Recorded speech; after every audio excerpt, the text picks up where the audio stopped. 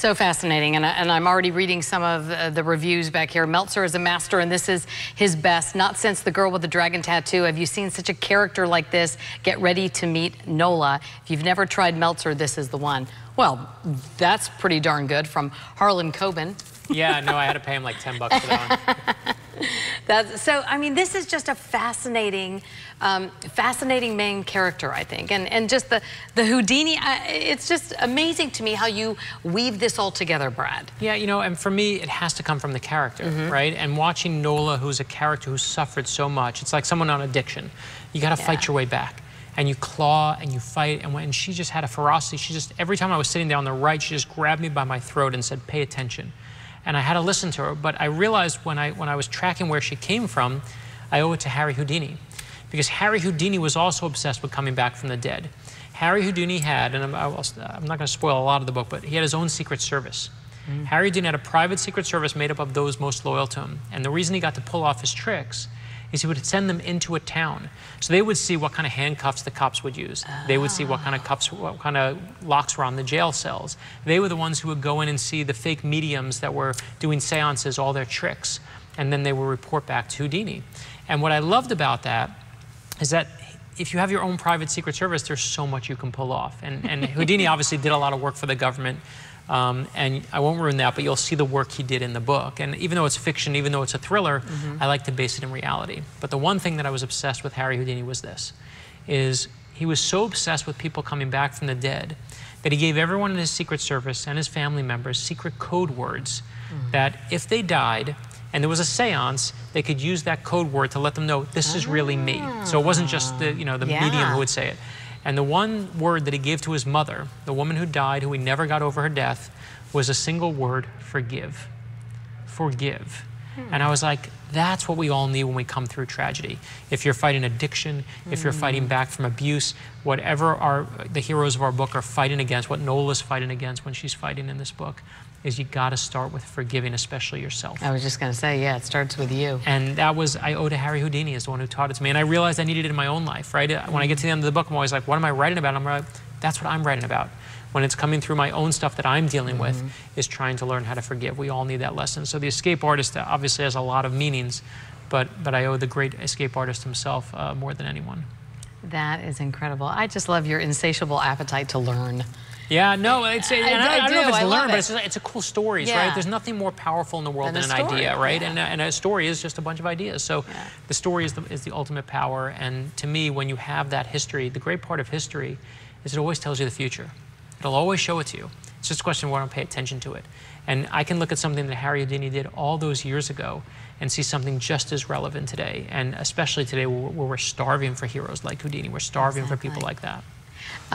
You know, you said what, 3 years? 3 years. This was in the so are you doing all your other projects while you're doing this, or are you a one-task person? No, so I tend to, usually I'm a one-task person and I just write the thriller, and that's what happens. The kids' books are a little different because they're kids' books and I can do them. I love the kids' books. So I do take breaks and I write each one and then everything goes on hold, but I use that as kind of a gestation period. But the kids' books, of course, are kind of my soul in book form. I think they are some of the most amazing books for adults and children. Yeah, we sell so many to adults. We just did Harriet Tubman. We're doing, the next one we're doing is I Am Neil Armstrong. Oh. And it's really fun because we went for Neil Armstrong. We decided, you know what, we got to get this right. We sent it to people who worked at NASA.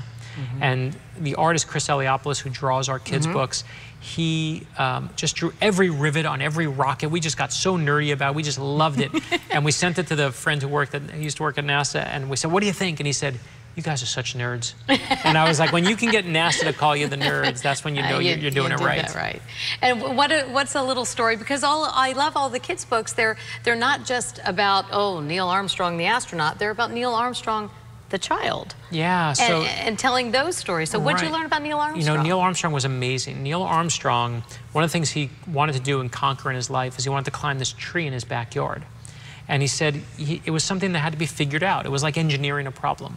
You have to grab the right branch and make sure you don't grab the wrong one. You have to climb, you have to put your weight in a certain way, and that's how you get to the top. It's one step and then another step and then another step. And he's climbing this tree and he grabs a dead branch and it breaks and he falls. And he lands on his back, he can't breathe. And his sister runs and grabs his mother. But he says, but the most important part is you get back up again. And for me, what Neil Armstrong stands for, it's not, we all say it's one giant step, but it's never one giant step. It's so many other little steps that get you to success. And I need my kids to learn that lesson. And I think most of all, you'll see in the book, is Neil Armstrong stands for the lesson of humility. When he talks about being the first man on the moon, it's never him, it's we. Wow. He says every person that was with us, from the women from Hidden Figures to the engineers who were there in Houston, he said, tell every person there that this is our success. And when I look around today at what's really we need in the world and what I want to teach my kids, we need humility back. We have everyone beating their chest and saying they're the best. I'm done with that. We need Neil Armstrong's values back and remind people that being humble is one of the great attributes you can have. Wow.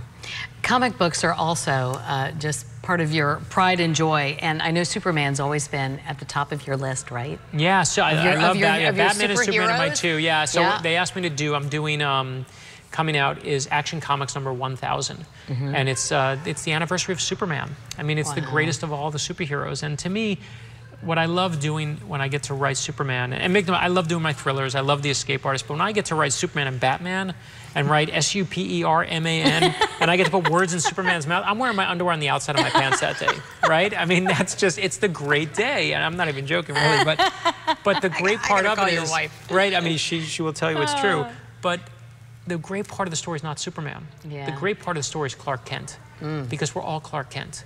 And we all know what it's like to be boring and ordinary and wish we could do something incredibly beyond ourselves. And that's what Superman stands for. And it's why he's so relevant today as ever. And I just can't wait to have that story out there. Are you also writing a nonfiction in the midst of all of this? So yeah, so this is, I know, this one sounds crazy. We've been working on this one for 2 years. I'm working with someone who I work with for Lost History. And we found this incredible story that I haven't told anyone this year. The first person I'm telling on air is that it's called The Secret Plot Against George Washington. And I found in the Revolutionary War times a plot to go after George Washington. Some say to kill him, some say to kidnap him. But it's an incredible real-life story that really happened. So we're doing it as a nonfiction for adults, one of the untold stories of the Revolutionary War that really happened, and people just don't even realize it happened. And it was really the birth of the espionage and counter-espionage movement for the United States, because Washington put in place all these things after it happened. And it's just going to blow your mind. And when does that come out? Next January. Phew, he's a busy guy.